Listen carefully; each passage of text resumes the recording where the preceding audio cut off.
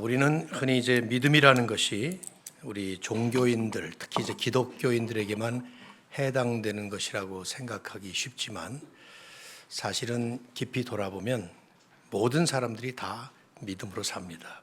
흔히 우리가 불신자, 믿음 없는 사람들 이런 말을 쓰는데 그들도 다 믿음으로 살아요. 예를 들어보죠. 이 자리에 자동차 운전하고 오신 분들 많이 계시죠? 운전하신 분들 오늘 아침에 자동차 안전 점검 하시고 나서 운전 시작하셨나요? 그냥 하셨죠. 저도 그냥 왔습니다. 자동차가 사고 나지 않으리라고 믿은 것입니다. 또 내 운전 실력을 믿은 것이고 맞은편에서 오는 차가 음주운전자가 아닐 것이라고 믿고 안심하고 그냥 이렇게 지나가는 것이죠. 비행기 탈 때 어떻게 타시나요, 여러분들? 여러분들은 그 비행기를 조종하시는 조종사를 잘 아는 분 비행기만 타십니까? 지금까지 수없이 비행기를 탔지만 제가 아는 조종사는 한 명도 없었고 또 그걸 알려고 하지도 않았습니다. 그냥 믿고 탄 것이죠. 미국에서 한국을 왔다 갔다 할 때 10시간 넘는 그 장시간 동안에 저는 이 비행기를 조종하고 있는 조종사가 졸고 있는지 부기장하고 놀고 있는지 그걸 알아보기 위해서 조종실 가서 확인한 적이 한 번도 없습니다. 그냥 믿고 탄 것이죠. 저만 그런 게 아니라 그 비행기를 탄 모든 사람들이 다 그런 것 같아요. 그래서 어떤 사람은 먹고 자고 영화 보고 그러면서 편안히 다 믿는 것이죠. 비행기가 무사히 잘 갈 거라고. 저와 여러분은 지금 이 건물이 무너지지 않으리라고 믿고 이 자리에 있습니다.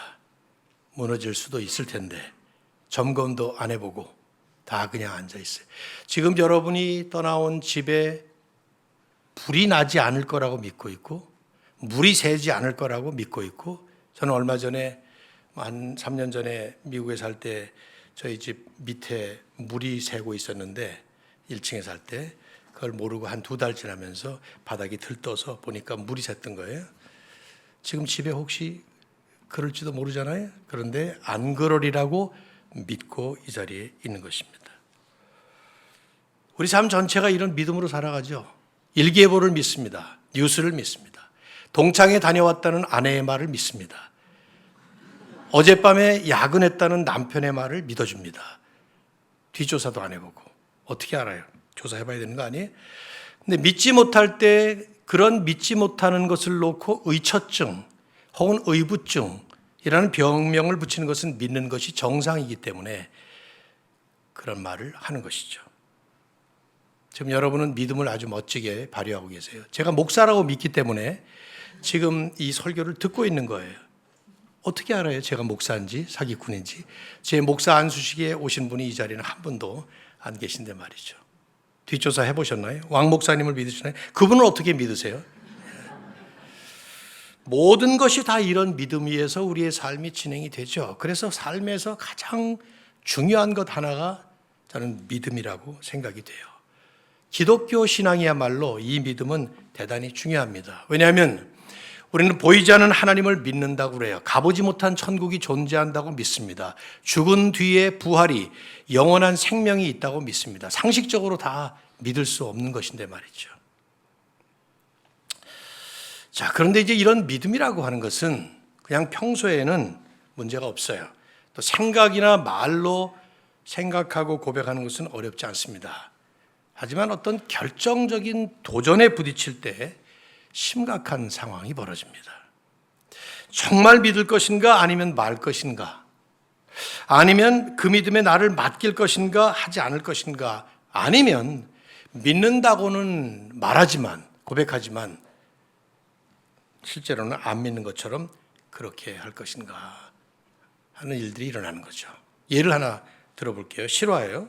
아마 많이 들어보셨을 것 같아요. 이 얘기는 1859년 6월 31일에 그 당시 전 세계에서 가장 이 고개를 잘 펼친다는 프랑스의 찰스 블란딘이라고 하는 고개사가 미국과 캐나다 국경에 있는 나이아가라 폭포 위에서 줄타기 고개를 최초로 펼쳤습니다. 수만 명의 관중들이 보는 가운데서 그는 캐나다 쪽에서 미국 쪽으로 줄을 매놓고 그 위에 막대기 하나를 들고 고개를 펼치면서 걸어갔어요. 거기 떨어지면 죽습니다. 가보신 분은 알겠지만 숨을 조아리면서 그 광경을 구경하던 사람들은 무사히 미국까지 오자 박수갈채를 보내면서 환호성을 보냈습니다. 그래서 손을 내밀면서 여러분 이번엔 제가 다시 돌아갑니다. 근데 다시 갈 때는 한 사람을 등에 업고 갈 것입니다. 내가 그렇게 할 수 있으리라 믿습니까? 흥분한 관중들이 또 박수갈채를 보내면서 믿는다고 소리를 쳤습니다. 그러자 군중들을 향해서 그러면 여러분 중에 한 사람이 나와서 내 등에 업히시기 바랍니다. 그랬어요. 1분, 2분 기다려도 아무도 나오지 않자 매니저를 등에 업고 갔다고 그래요.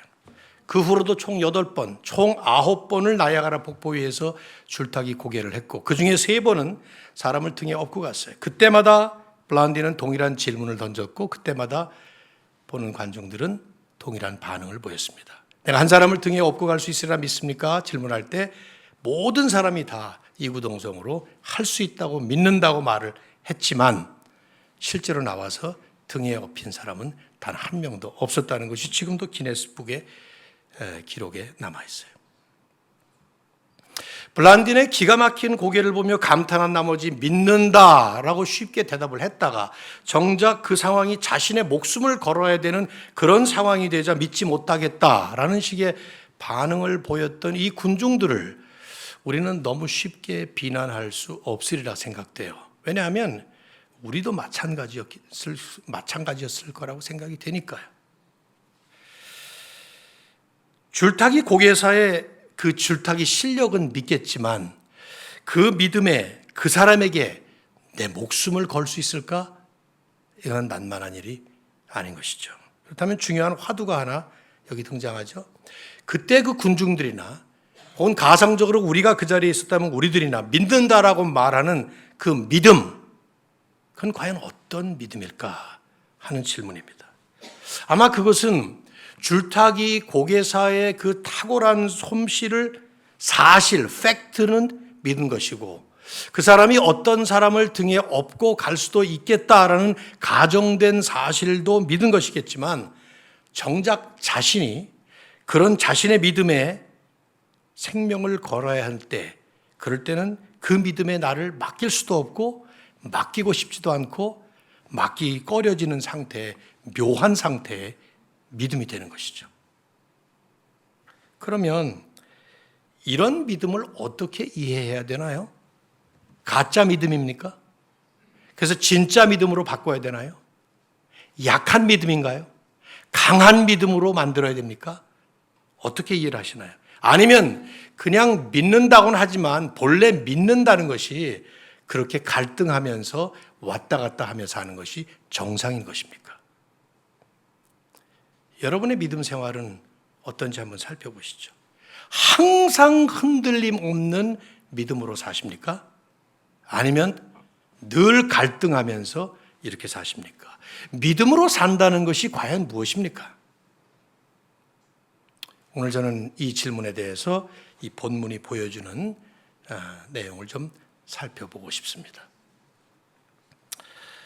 본문은 배경이 좀 필요해요. 오병이어 이적이 일어난 직후에 이 사건을 기록하고 있어요. 주님은 제자들에게 빨리 갈릴리 바다를 건너가라고 하셨습니다. 아마 오늘 마태복음에는 안 나오지만 요한복음에 보면 한 번에 이 남자만 5천 명, 부녀자 아이들까지 한 2만 명 이상 되는 어마어마한 그 대중들을 상대로 이적을 일으킨 유일한 이적이기 때문에 아마 그런 반향을 일으킨 것 같아요. 흥분한 군중들이 예수님을 그 자리에서 왕으로 모시려고 했습니다. 드디어 왕이 왔구나 모시려고. 근데 아직 때가 아니에요. 예수님은 십자가도 아직 안 지셨고, 그래서 이걸 피하기 위해서 제자들은 보내고 당신께서는 산 위로 올라가셔서 기도를 하고 계셨죠. 오늘 보면 자세히 나오지 않아요. 마태는 지금 이 시간이 밤 4경, 그러니까 로마의 법에 의하면 1경, 2경, 3경, 4경, 새벽 3시에서 아침 6시까지 가장 어두운 시간이죠. 동트기 직전에.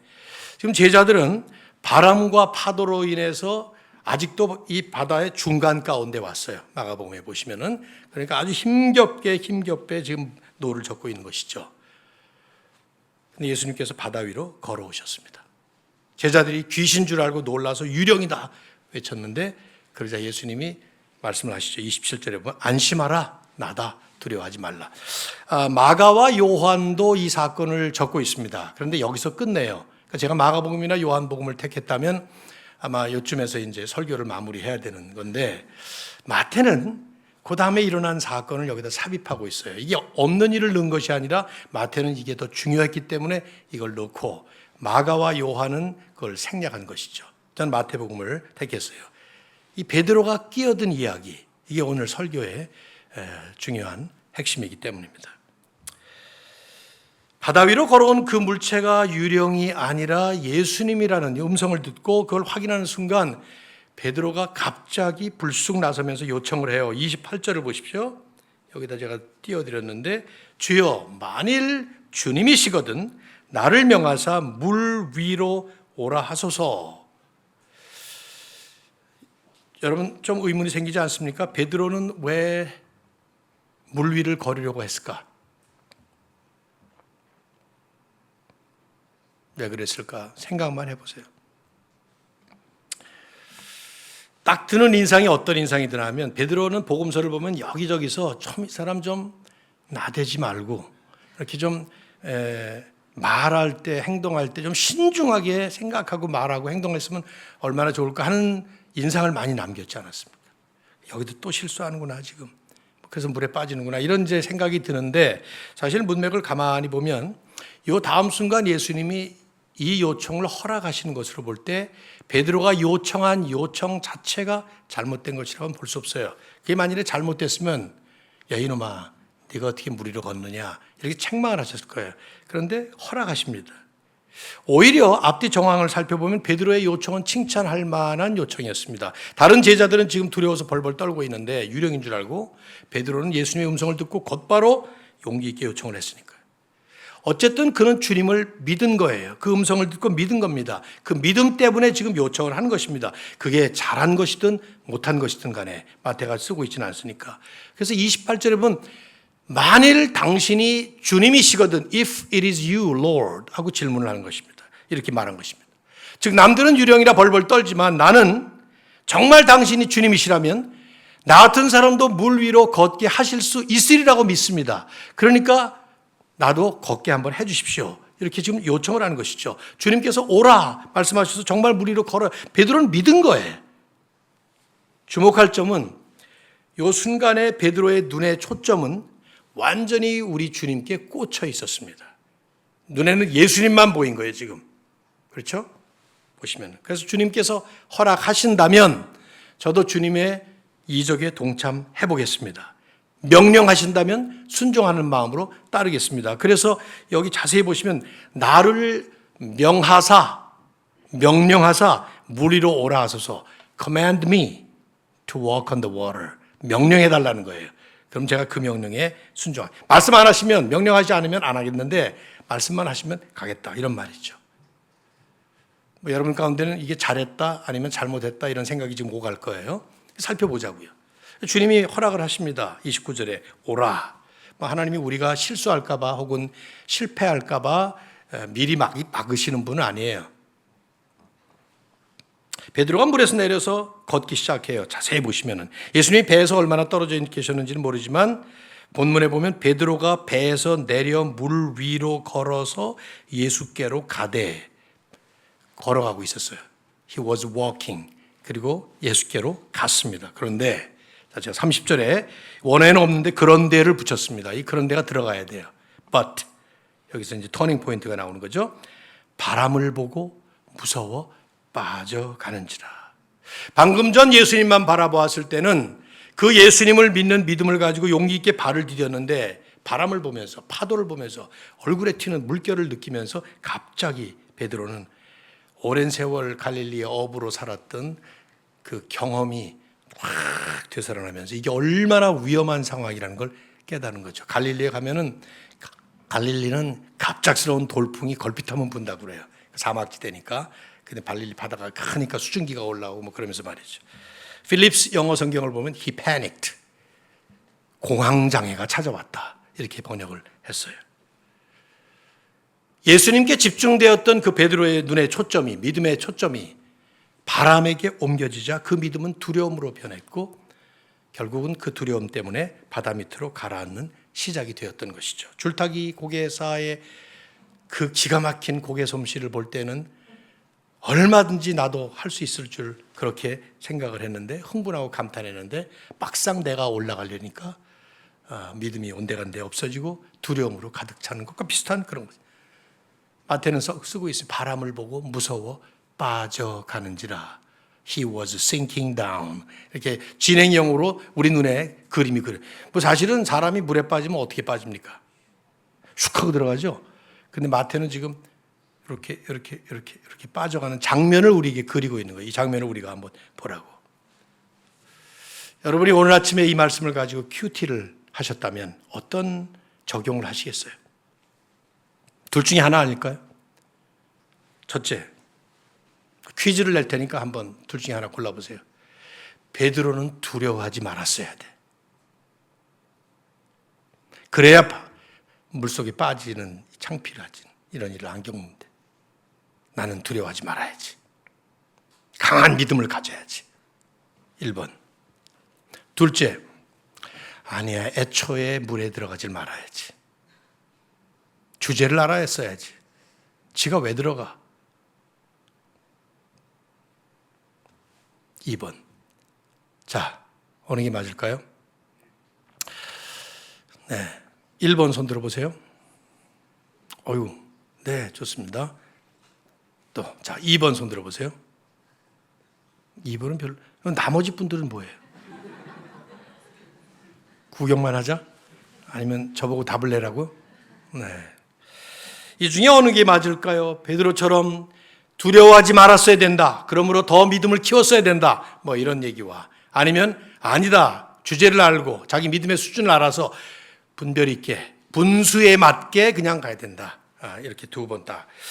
뭐 저는 둘 다 일리가 있으리라고 생각해요. 일리 있는 생각이에요. 둘 다 맞을 수도 있겠어요. 근데 둘 다 우리의 추측일 뿐이에요. 마태가 그걸 정확하게 얘기를 하고 있지 않기 때문에 이게 이제 성경의 내러티브 스토리의 문제점이죠.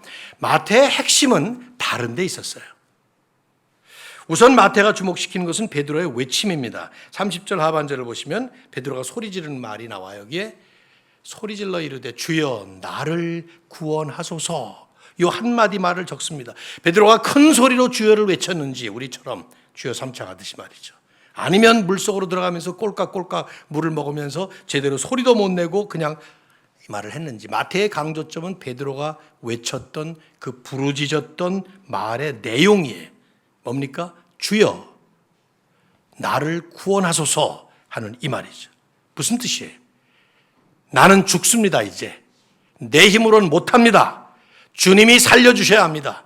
당신께서 나를 살려주십시오 하는 일종의 주님에 대한 고백이죠. 마태가 이 글을 적고 있는 것을 볼 때 이것이 베드로를 통해서 우리에게 깨우치라고 하는 듯한 인상을 충분히 받습니다. 정직한 자기 고백이에요. 자신의 능력이 없다는 거죠. 그리고 정직한 신앙 고백이기도 합니다. 예수님만이 자신의 구원자라고 그는 지금 외치고 있는 거예요. 더 큰 마태의 핵심은 예수님이죠.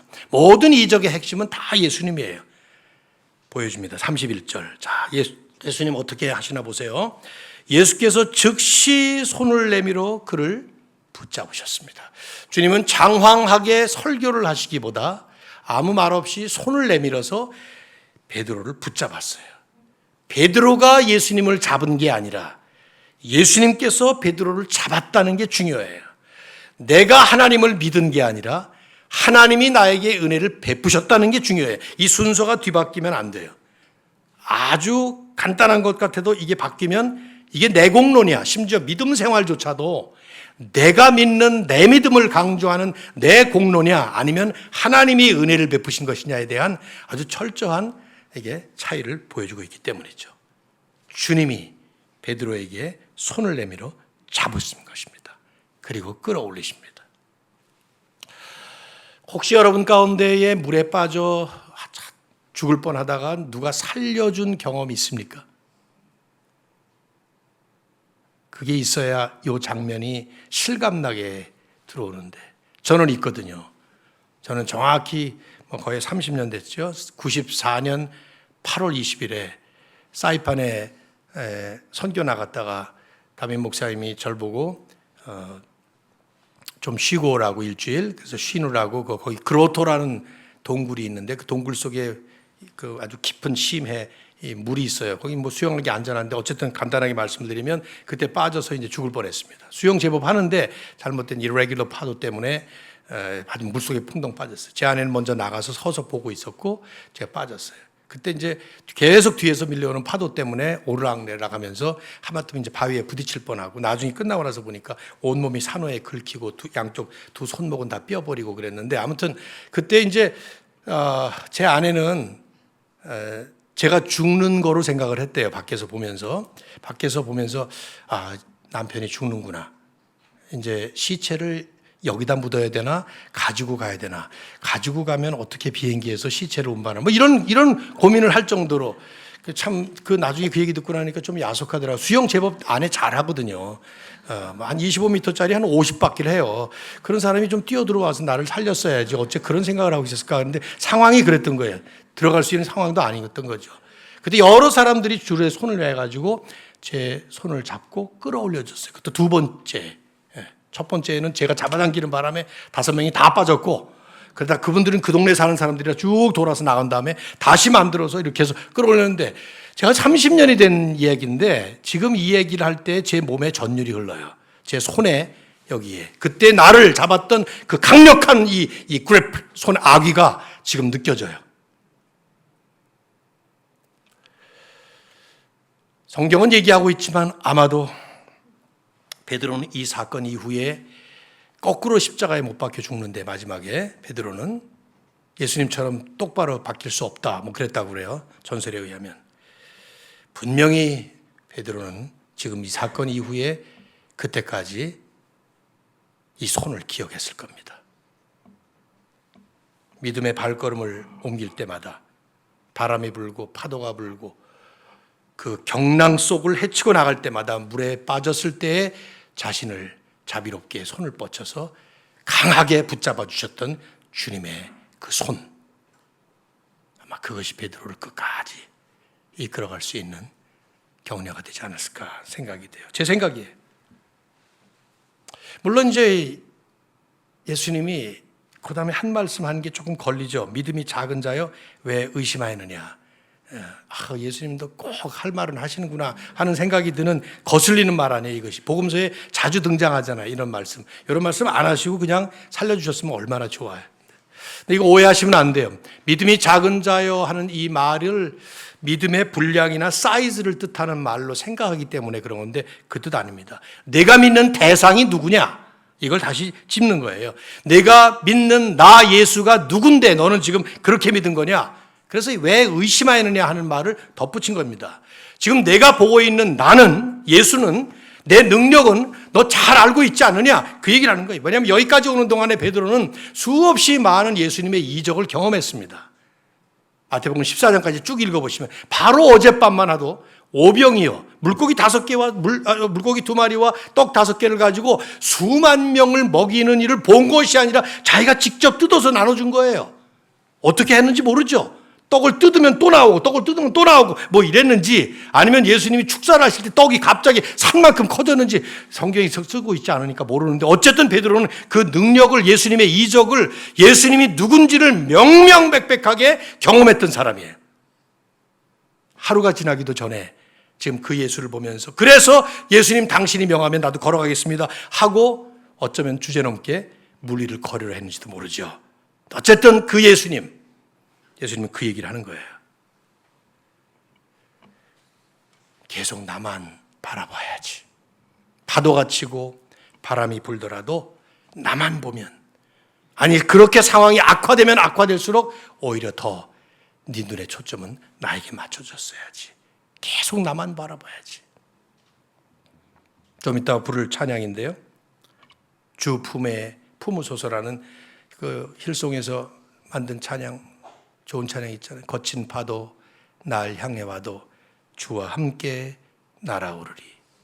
거친 파도가 있지만 그럼에도 불구하고 주님과 함께 날아오르겠다. 그 다음 가사가 더 좋아요. 폭풍 가운데 나의 영혼 잠잠하게 주를 보리라.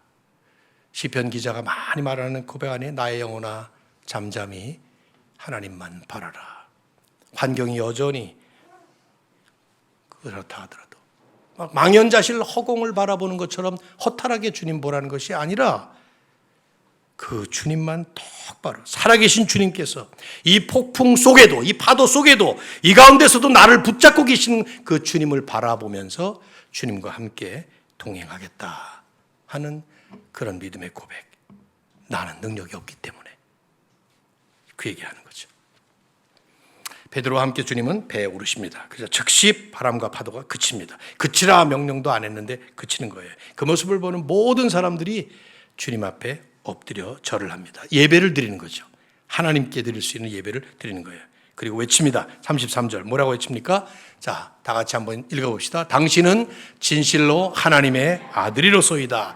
이적의 클라이막스는 항상 그래요. 이적이 물 위를 걷는 이 신비로운 매지컬 액션이나 순식간에 바람과 파도가 잦아드는 그런 경이로운 초자연적인 현상보다도 이것을 경험한 사람들의 고백과 찬양과 그 주님을 향한 경배의 모습입니다. 당신은 진실로 You are truly the Son of God. 하나님의 아들이십니다. 마태복음에 처음 나오는 신앙 고백이죠. 이 다음 장에 가면은 베드로가 또 한 번 이 고백을 하죠. 주님은 그리스도시요 살아계신 하나님의 아들이십니다. 또 그다음에 또 나와요. 백부장의 입에서 십자가에 달리신 예수님을 보면서 그 얘기 또 나오고 계속해서 뒤에 나옵니다. 오늘 이 스토리, 이 에피소드를 2000년 전에 팔레스타인의 갈릴리 바다 위에서 일어났던 이 에피소드를 통해서 우리에게 주고자 하는 메시지는 무엇인가? 우리는 마태가 강조하는 것을 잘 보시면 될 것 같습니다. 마태는 물에 빠지는 베드로의 모습과 그런 베드로를 건지시는 주님의 모습을 우리에게 아주 강조하면서 보여줍니다. 베드로는 우리를 투영하고 있어요. 특별히 신실하게 믿음 생활을 해보겠다고 하는 그리스도인들의 모습을 그대로 보여줍니다. 그는 주님을 믿었기 때문에 물 위로 거리를 했던 거예요. 그게 잘한 것이든 잘못한 것이든 떠나서 주님과 함께 동행해 보려고 하는 순진한 그 믿음의 발걸음이었습니다. 그래서 주님도 가상 여기셨는지 오라 말씀을 하셨고 오라고 부르셨기 때문에 베드로는 그 부르심에 순종하듯이 따라간 것입니다. 그래서 어떤 사람들은 선교를 나가는 거예요. 그게 잘한 것인지 잘못한 것인지 그 믿음에 맞는지 믿음을 넘어갔는지 모르지만 어떤 사람은 목사가 된 것입니다. 저처럼 주제넘게. 어떤 사람들은 믿음으로 사업을 하는 거예요. 그렇게 해가지고 사업이 될지 안 될지도 모르면서 믿기 때문에 더 잘 믿어보려고 주님 영광을 위해서 믿음으로 자녀들을 양육해 보는 것입니다. 대한민국에서 그게 쉽습니까? 세상적으로 잘 교육시켜도 될까 말까 한 바람에 말이죠. 믿음으로 아이들을 가르친다. 어떤 사람들은 믿음으로 직분을 받는 거예요. 집사가 되고 권사가 되고 장로가 되고 주제 넘은 일인지도 모르고 주님을 믿기 때문에 주님을 신뢰하기 때문에 그 주님과 함께 주님 영광을 위해서 멋지게 한번 무리를 걸어보고 싶어서 그렇게 하는 것이죠. 근데 이제 바람이 불기 시작해요. 파도가 치기 시작합니다. 그래서 불안해지고 초조해지고 자신이 없어집니다. 예수님만 바라보고 믿음의 발을 띄었을 때는 얼마든지 할 수 있을 것 같았는데 웬걸 신앙생활을 하면 할수록 더 잘 믿어보려고 애를 쓰면 쓸수록 당연히 무리를 걸을 수 있을 줄 알았는데 실패하는 겁니다. 어떨 땐 창피스럽게 실패하는 겁니다. 차라리 안 했더라면 좋았을 걸. 우리가 이 말씀을 통해서 기억해야 될 것은 이게 바로 우리의 현실이라는 거죠. 이 베드로의 현실이 우리 현실이에요. 베드로의 모습이 우리 모습이에요. 우리가 예수 믿는다고 무리를 걷지 못해요. 그건 예수님이나 하시는 일이에요. 예수님 믿는다고 우리가 영웅되는 것 아닙니다. 그건 헛된 망상이고 어떤 면에서는 우리의 죄성이 그것을 그렇게 만들어가는 것입니다. 예수 믿는 우리들의 현실은 저도 마찬가지고 여러분도 마찬가지고 똑같이 흔들림 없는 믿음으로 승승장구하며 그렇게 당당하게 바다 위를 걸어가는 것이 아니라 여전히 베드로처럼 실수하고 실패하고 빠지는 것입니다. 저도 그렇고 여러분, 이게 현실이. 설령 그 길이 믿음의 길이요, 부르심의 길이요, 주님이 나를 부르신 것 같아서 가기 때문에 잠시는 믿음의 행진을 하겠지만 그 다음 순간에 실패의 쓴잔을 맛보며 우리는 깊은 절망의 물밑으로 가라앉는 경험을 하는 것입니다. 이게 현실이에요. 이 세상에서 살아가는 모든 믿는 자들이 자칫하면은 허황된 망상에 빠져서 마치 예수 믿고 나서 내가 영웅처럼 될 거라는 착각 때문에 어찌 보면 주제넘은 짓을 할지 몰라요.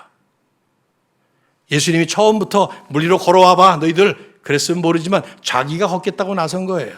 주님은 그냥 가상하게 여기서 받아치겠죠. 그런데 더 중요한 것은 주님이 이런 우리를 결코 버리시지 않는다는 거죠. 실패하고 실수하고 넘어지고 물에 빠지고 너무 창피스럽고 너무 부끄러운 내 모습을 우리 주님은 마다하시지 않는다는 거예요. 그대로 받아주신다. 베드로가 주님을 잡은 게 아니라 주님께서 베드로를 잡아주신 것처럼, 그리고 그를 잡아 끌어올려서 배에 함께 타신 것처럼 우리 하나님이 먼저 우리를 찾아오시고 예수 그리스도께서 우리를 먼저 잡아주시면서 우리를 계속 이끌어 가신다는 겁니다. 비록 이 말씀처럼 믿음이 작은 자여 왜 의심하였느냐라는 이 음성이 주님의 책망처럼 들릴 때가 있습니다. 그래서 우리는 자책하기도 합니다. 그러나 그것은 왜 의심했냐라는 비판이 아니라 이제라도 의심하지 말라라는 권면의 말씀이에요. 이 말씀은 의심했으니 너는 망했어 라는 그런 비판이 아니에요. 이 말씀은 지금이라도 다시 나를 붙잡기만 하면 돼 하는 격려의 위로의 말씀인 거죠. 주님은 지금도 저나 여러분의 베드로와 같은 이런 현실 속에 살아가는 우리들 모두에게 이 일을 계속 하고 계십니다. 어떻게 해요? 2000년 전에 베드로뿐만 아니라 오고 오는 모든 세대 모든 하나님의 백성들을 위해서 이미 주님은 한 번에 이 일을 온전하게 이루셨기 때문이에요. 그게 뭡니까? 십자가와 부활을 통해서 단번에 영원히 지속될 복음의 은혜를 once for all 한 번에 완벽하게 이루어 주신 것이죠. 예수님은 하나님의 택한 백성들을 구해서 친히 이 땅에 내려와 주셨고 인간으로 태어나 주셨고 그리고 우리의 모든 해야 될 일들을 당신께서 대신 다 이루어 주시고 그리고 십자가 위에서 내 모든 것들을 전부 짊어지셔서 못 박으심으로 인해서 우리의 모든 문제를 한 번에 해결하시는 그런 부활하심으로써 완벽한 영원한 승리를 구속의 역사를 완성해 주신 것이죠. 특별히 또 심지어 믿음으로 물 위를 걷겠다고 이렇게 나서는 그런 순진한 우리의 믿음의 발걸음 주님 그거 받아주시죠. 파도를 보고 물속으로 빠져가는 우리들 여전히 주님은 계속해서 손잡고 이끌어 주신단 말이에요. 그리스도인들이 실패를 두려워할 이유가 하나도 없는 거예요. 이래서 우리는 계속 실패하는 것이 현실이에요. 빠지는 것이 현실이에요. 창피스러운 일을 경험하는 것이 현실이라 이 말이죠. 이 땅에서는 말이에요. 그러나 중요한 것은 주님께서 그 모든 것을 완벽한 승리로 성취하셨다는. 그래서 주님은 십자가를 향해서 가시기 전에 제자들에게 아주 중요한 한 말씀으로 격려를 하시지 않았습니까? 요한복음 16장 33절에 세상에서는 너희가 환난을 당하나, 이 현실이에요. 세상에서는 너희가 복을 누리나 너희가 행복하게 사나 이게 아니라 세상에서는 너희가 쓴 잔을 보며 환난을 당하고 살지만 담대하라. 왜? 내가 세상을 이겨노라. 주님께서 세상을 I have overcome the world 하는 이 말씀, 내가 세상을 완벽하게 이겼다. 주님의 완전한 승리. 그래서 주님은 우리에게 마태가 전하는 말씀을 보면 수고하고 무거운 짐진 자들아 다 내게로 오라. 내가 너희를 쉬게 하리라. 온전한 진정한 안식을 우리에게 항상 약속하고 계신 것이죠. 그러므로 우리 할 일은 이 주님 바라보면서 계속해서 우리 주님이 우리 눈의 초점에 맞춰지는, 히브리서 기자가 말하죠. 믿음의 주요 온전하게 하시는 이인 예수를 바라보자. 그 주님 바라보려고 우리는 오늘도 이 예배에 나온 것입니다. 혹시 여러분 가운데 아직 이 예수님 만나지 못한 분 있습니까? 전 설교할 때마다 이 얘기를 꼭 하게 되는데 그러면 그분부터 만나셔야 돼요. 그분을 만나지 못한 채 매주 주일날 매일 새벽 기도를 나와봐야 그건 헛된 종교 생활에 불과해요. 그런데 그분을 만나시고 그리고 그분의 은혜를 늘 가슴에 새기면서 그분 바라보기 때문에 예배드리고 그분 바라보기 때문에 열심히 기도하고 한다면 우리의 예배 생활, 기도 생활은 주님이 함께 동행하시는 복된 삶이 되실 줄로 믿습니다. 특별히 예수님 만나는데 여전히 물에 빠지는 경험하십니까, 여러분? 저는 수도 없이 합니다. 목사인데도. 아니, 목회 다 충분히 하고 이제 은퇴했는데도 늘 기도하려고 이렇게 머리 숙이면 또 물에 빠진 기억이 납니다. 창피한 일들이 나옵니다. 말 실수, 남들이 알았으면 어떻게 할까 하는 내 마음의 죄, 이런 것들 주님 앞에 다 내놓습니다. 예수 믿고 나면 더 이상 실패가 없고 더 이상 창피스러운 실수 없는 완벽한 삶을 살 줄 알았는데 그게 아니잖아요. 여러분이나 저나 말이죠. 바람과 파도에 두려워 실패하는 경험을 너무 자주 하잖아요. 근데 그게 정상이라 이 말이에요. 이 세상에서는 우리가 환난을 당하기 때문에 우리는 여전히 넘어지고 빠지고 물에 떨어지고 창피스럽게 이런 일들을 실패를 반복하며 살아가지만 베드로처럼 주님은 그럴 때마다 실패할 때마다 실수할 때마다 넘어지고 물에 빠질 때마다 항상 먼저 찾아와 주셔서 손잡고 붙잡아 주시고 일으켜 세우시는 것이죠. 그리고는 베드로를 함께 배에 오른 것처럼 우리도 함께 주님과 동행하도록. 내 인생만 보면 참 초라합니다. 그러나 그 주님을 보면 그 초라하게 끝나버릴 수 있는 내 인생을 그렇게 하지 않으시고 당신께서 내 인생을 이끌어 가시는 놀라운 은혜를 우리의 삶에 베풀어 주십니다. 그 은혜 때문에 우리는 오늘도 힘차게 걸어가는 것이죠. 폴란드의 정치가로 세 번째 수상까지 지냈던 페도루스키, 이그네이스 얀 페도루스키라고 하는 분 아시나요? 이분은 뭐 이렇게 유명한 분은 아닌 것 같아요. 음악 하시는 분들은 대개 다 알더라고요. 피아니스트로 워낙 유명했었으니까. 근데 수상을 지냈어요. 한참 피아니스트로 명성을 떨칠 때 큰 연주회, 뭐 연주회를 많이 했겠죠. 근데 큰 연주회, 많은 사람들이 모인 연주회에 이제 연주를 하게 돼 있는데 그 연주회에 이제 어떤 엄마가 7살짜리 꼬마 아들을 데리고 온 거예요. 아마 피아노의 거장의 솜씨를 보고 좀 감동받으라고 데리고 왔겠죠. 근데 이제 그런 데 가보면 기다리는 시간이 길잖아요. 그렇죠? 아이가 기다리다 못해 싹 빠져나갔어요. 엄마는 그걸 몰랐던 것 같아요. 쭉 빠져나가서 무대 위로 올라왔습니다, 아이가. 그리고는 그랜드 피아노 앞에 걸터 앉았어요. 근데 이 아이가 아는 건 유일하게 딱 하나야. chopsticks. 그 젓가락 행진곡. 띵띵띵띵띵띵띵 뭐 이런 거 있잖아요, 이거. 뭐 저라도 한 손가락으로 할 수 있을 것 같은데. 그거 하기 시작했어요, 얘가. 신나게. 관중들이 막 술렁거렸습니다. 누구야? 아니요, 이런데 누가 애를 데려왔어? 엄마는 어디 간 거야? 빨리 끌어내지 않고 뭐해 지금? 막 이런 소리들이 막 나는데 페도루스키가 무대 뒤에서 그 소리를 듣고 이렇게 보니까 웬 아이가 자기가 칠 피아노에 걸터 앉아서 그걸 치고 있는 거예요. 옷을 딱 입고 올라와서 정신없이 피아노를 치고 있는 그 아이 뒤에 가서 섰습니다. 그리고는 귀에다 대고 속삭였습니다. 멈추지 마라. 계속 쳐라. 계속해. 내가 도와줄게. 그리고는 그 유치한 젓가락 행진곡을 치고 있는 그 아이의 연주에 맞추어서 기가 막힌 이 마에스트로와 즉흥적으로 화음을 넣기 시작했어요. 장례가 조용해지면서 즉흥 환상곡이 화려하게 펼쳐지는 실화예요.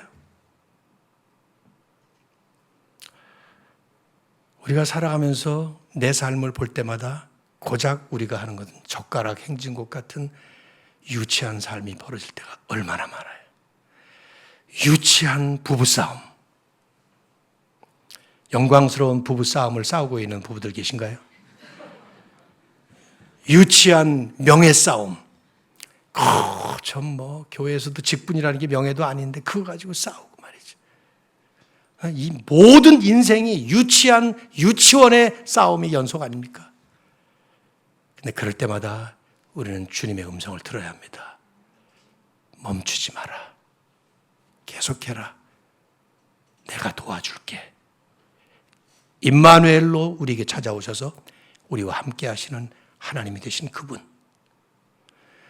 거친 폭풍이 몰려와도 그 가운데 우리를 붙잡고 가시는 그분 바라보시면서 승리하는 믿음의 생활을 사시기를 주님의 이름으로 축원합니다.